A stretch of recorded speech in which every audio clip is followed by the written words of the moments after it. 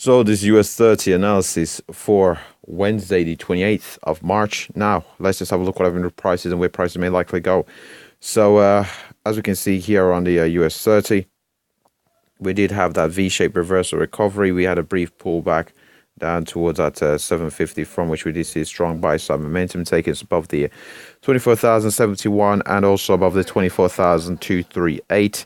We headed up close towards that 24,420.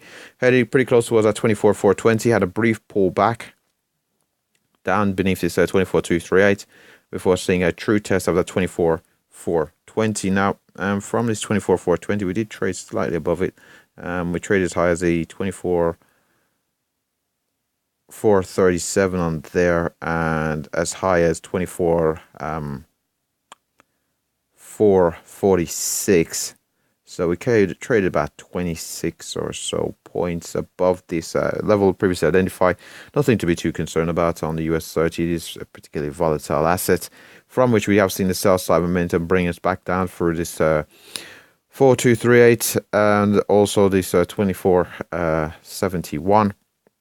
We've also traded beyond the 23,900 and traded all the way down towards beyond this 23,750, from which we did see the bullish buy side momentum return to the market for us to retake the 23,900. Now, as 23,900, we've gone to a bit of consolidation. We have not seen a bit of strength in the market to indicate a V-shaped reversal. Now, we are seeing some sell side momentum early here on the 28th, so we'll see whether the decline takes us back down towards our 23,750, and if we do see a persistence in the move to the downside and a break from the 750, we're looking for price head down towards that 600, beyond which we're looking for the 480 level on the US30. I would anticipate price to moving beyond the 480, but if we did see a decline beyond 480, the very next level that we are looking at here to the downside is a move down towards that 350.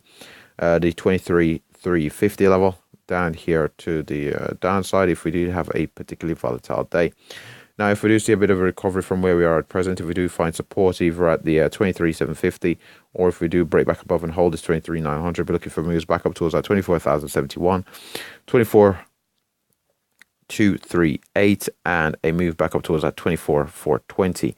Those are pretty much levels that we are looking at here. If we did move beyond the 24,420, we do have to be aware of the 200 period moving average, which could act as descending resistance or a dynamic level of resistance in this case. And the 200 period moving average is currently sitting in around that 24,450 level. So it's about 30 or so points above the 24,420. So it could, by time price, depends how long prices do take to get up there, it could be around at 420, and it could be an added confluence, thus increasing likelihood of potentially seeing sell side momentum returning to this market. We'll have a brief look at the daily chart before wrapping up here on the US30. So we head over to the daily chart, and as we can see, get the scale on it correct, and we remove the drawings for now. As we can see here, we did have our highs, lower highs still.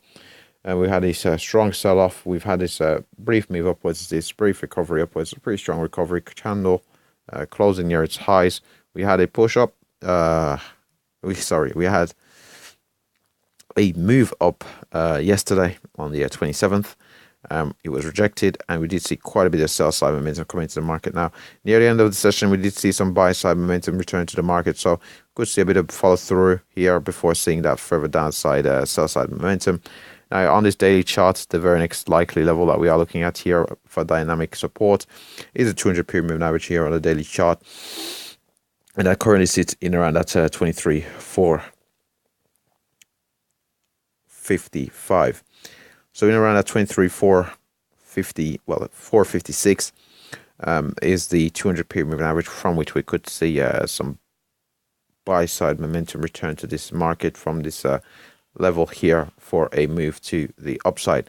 And with that said, that pretty much wraps up the US30 analysis.